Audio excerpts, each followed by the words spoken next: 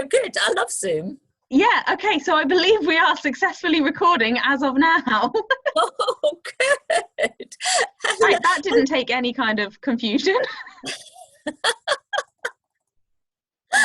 Because we're so tech savvy, you and me. Yeah, you know, we've sorted it. That didn't cause any head scratching whatsoever. Hi, BookTube. Hello, BookTube. So it's Tilly here from Tilly Shelf and Ros from Scally Dandling About the Books. And yeah, what we're here to do another discussing drama.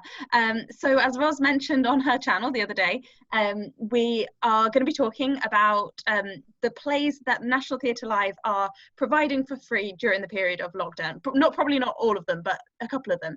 And the first one this week was One Man, Two Guvnors, and I've forgotten who it's by. Richard Bean. Richard Bean, okay. One Man, Two Guvnors by Richard Bean, and that was from 2011, I believe. And it's available until Thursday. So if you want to find out what it is we're talking about, you can stop now and go and watch it. It's 2.5 hours long, and then find out what's going on there, and then come back and listen to the discussion. And we'll put a link, obviously, in the description of how you find it. But if you just go to the National Theatre, that's the UK National Theatre, you will find it, and it's available till Thursday the 8th of April, just in case there are other Thursdays, you know, in the future. Oh yeah, that's true. Hadn't thought of that.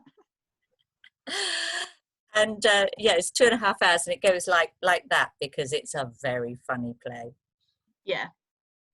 So do you want to explain a little bit, because you actually saw One Man, Two Guvnors live in the actual physical theatre as well as just on National Theatre Live, didn't you?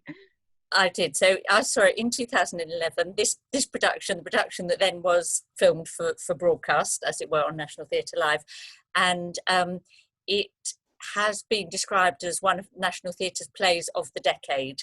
That's why they're showing it now to cheer us all up during our various lockdowns, and it was directed by Nicholas Hintner, and it's top hole.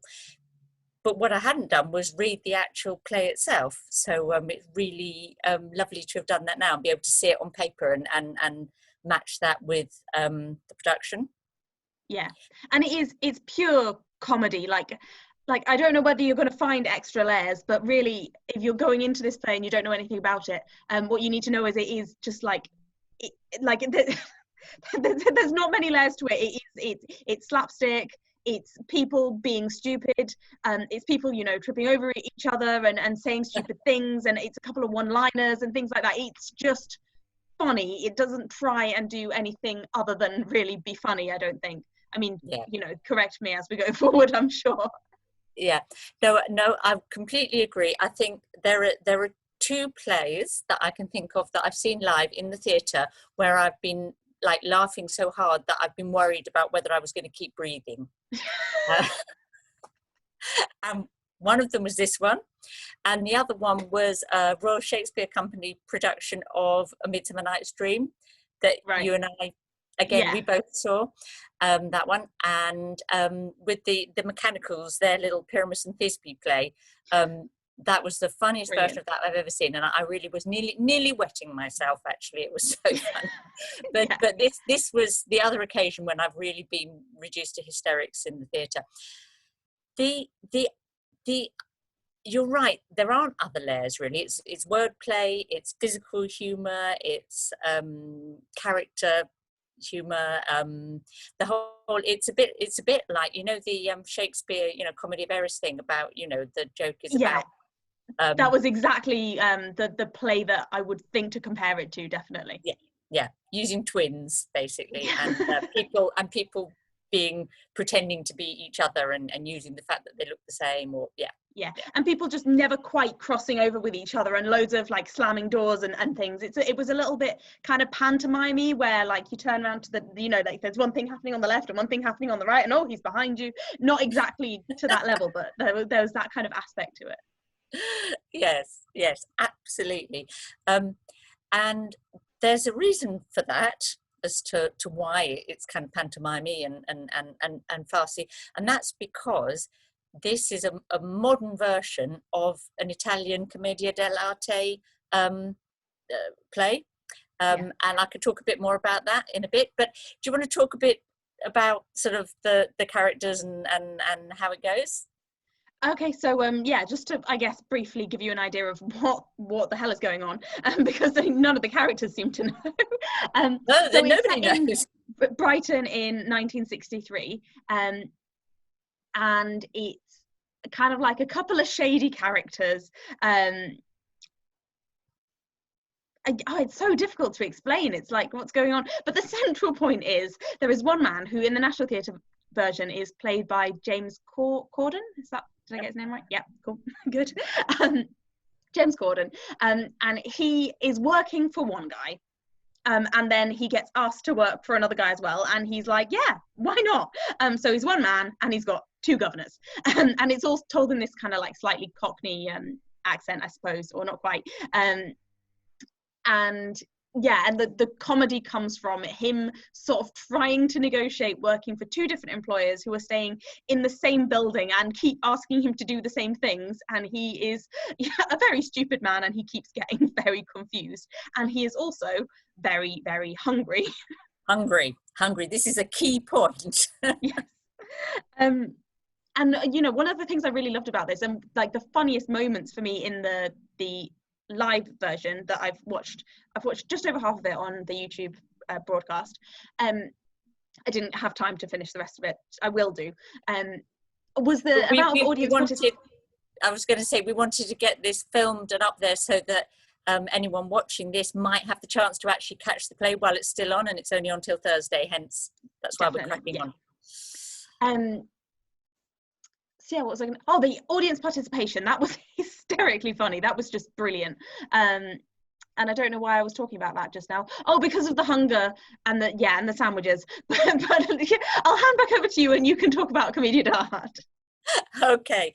So the thing that is good to know is that whole thing about that character, that role, as it were, that James Corden plays in this play, in the Italian Commedia dell'Arte, that's traditionally a role that is motivated by by being hungry, and So what is interesting is actually, although it's set in Brighton in 1963, it follows really closely the plot of the original. And the original was written by someone called Goldini in, he wrote one version in 1743 and then a fully scripted version in 1753.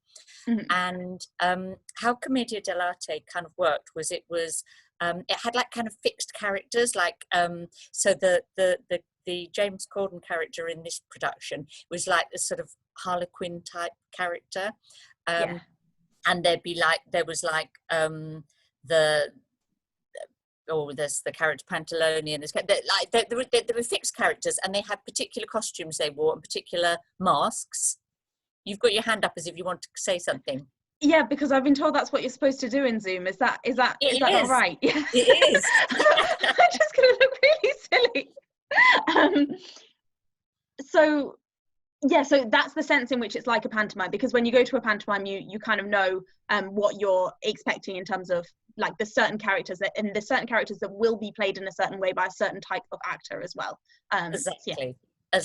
And how Commedia dell'Arte worked was actors that someone would set like a scenario, so like a kind of a plot outline, but then the actors were really used to playing particular characters, and they would come and they'd play their character but fitting it into that plot, and they'd have certain like kind of traditional bits of kind of funny business that they did, or things that might involve, I don't know, physical comedy and so on, and they'd improvise around the plot based on their character and the way they normally played it. Yeah. But Goldoni was at a kind of a transitional phase where he almost like kind of reformed and modernized it, and he introduced actual like scripted plays where rather than just improvising it completely, he sort of set more of a script for the play. So in 1753 he did the scripted version of this, so it's like a kind of a transition between the traditional improvised sort of almost like clown type performances to something that's more like a drama that, you know, we'd recognise. Yeah. And just thinking about what you said about improvisation and scripting, what I noticed was, because I read the whole play today, and then I went straight from reading the whole play to starting to watch it. And what I noticed more than I think most plays that I've read the script and watched is there is a lot of improvisation, actually. Like they do follow the script, and Yes. Don't get me wrong, they do say the things that they're being told to say from the script, but they also kind of just make up whole swathes, and they kind of just they really kind of work off each other and work off the audience more than perhaps I was expecting going into it. Yeah. And so again, continuing with that tradition of the improvisation. Yeah, it's completely in keeping with the tradition that this is based on, and like right down to the, you know, all the thing with the two rooms and going back and forth and so on, you know, like that is in the original. Lots of the humour is, and the twin thing. But the other thing that I noticed, like reading the play, the Richard Bean's one, not the original one, is that there's a whole lot of, you know, lose the fourth wall stuff in it. You know, as in and so engaging with the audience, or engaging with the audience like you would in a pantomime, but also the way at the beginning of Act 2, the Truffalino character, James Corden character, like he comes on and sort of says, oh, is anyone out there, you know, that knows about Commedia Dell'Arte and how that works? Have you noticed that I've had a meal now, and my character, you know, this character's always motivated by food, so what will I be motivated by? And kind of talks about, you know, hummus eating, Guardian reading, kind of like laughing at the classic National Theatre audience. Yeah. And that's absolutely brilliant, because I don't know whether you've seen the live version yet, but if you haven't, there's this moment where he's begging for a sandwich, and he begs the audience for a sandwich, and then somebody's got a sandwich and he's like, oh, what's the filling? Sorry, I'm spoiling this for you if you haven't watched the play yet. And they're like, hummus. Yes. So you couldn't make that up. It was a perfect unless it was a plant. Or was it a plant? Exactly.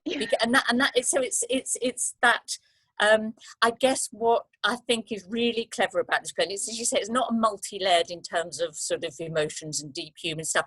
What I found really interesting and clever about this play was it's the playing with the genre, and so that you don't know which is real improvisation and which is actually a setup, and so on. So it's almost like it kind of they deliberately show you the mechanics, as it were, of how it's put together. Yeah. Mm-hmm. Yeah. Oh, brilliant. In a very satisfying way. Yeah. Yeah. So the one thing that I would say from my point of view, like I said, I read it today and then I started watching it. I think actually I didn't find it as hysterically funny as you did. And I think that there's a couple of factors in that.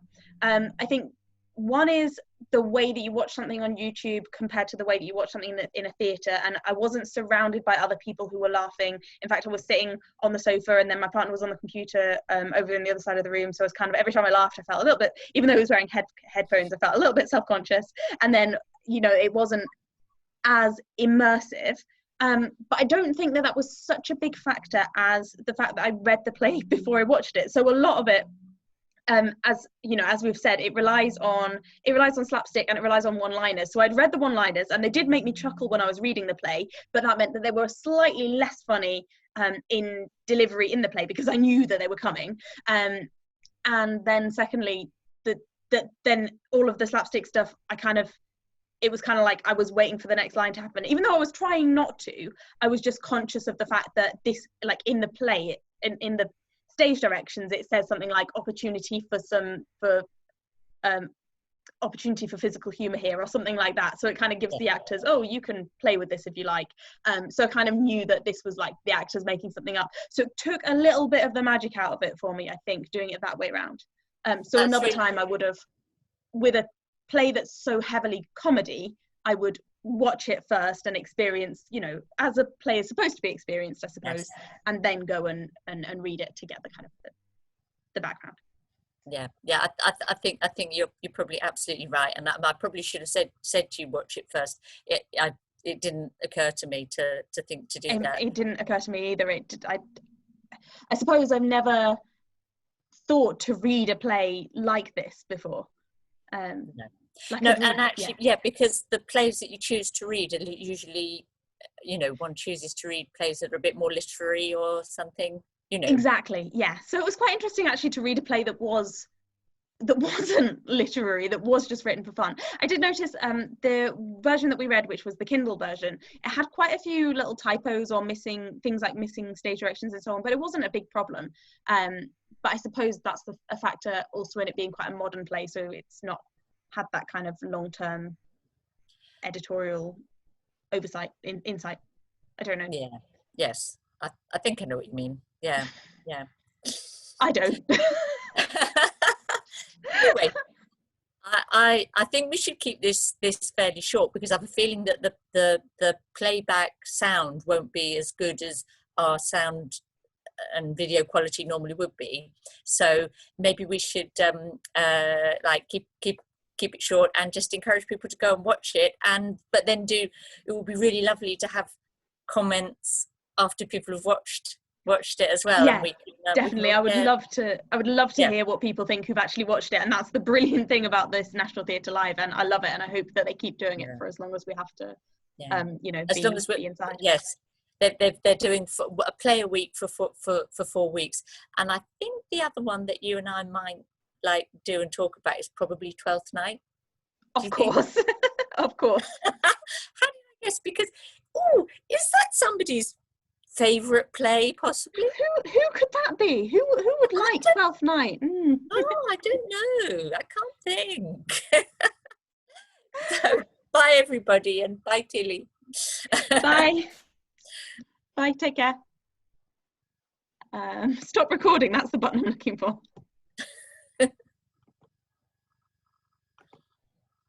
Have you